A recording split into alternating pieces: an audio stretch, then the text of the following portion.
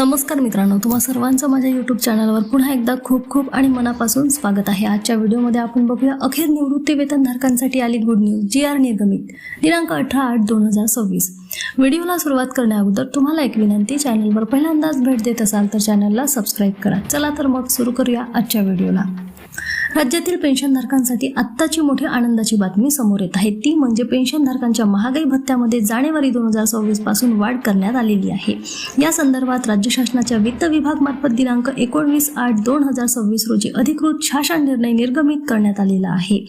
सदर शासन निर्णयानुसार नमूद करण्यात आले आहे की राज्य शासकीय निवृत्ती वेतनधारक तसेच कुटुंब निवृत्ती वेतनधारक यांच्या महागाई भत्त्यामध्ये दिनांक 1/1/2026 पासून 2% वाढ करण्यात आलेली आहे।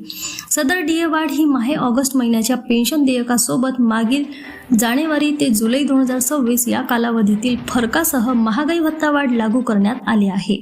सदर शासन निर्णय हा राज्यातील अनुदानित शाळा, कृषी विद्यापीठे, अशासकीय महाविद्यालये यामधील पेन्शनधारकांना लागू असणार आहे। पुन्हा भेटू एका नवीन अपडेटसह। धन्यवाद।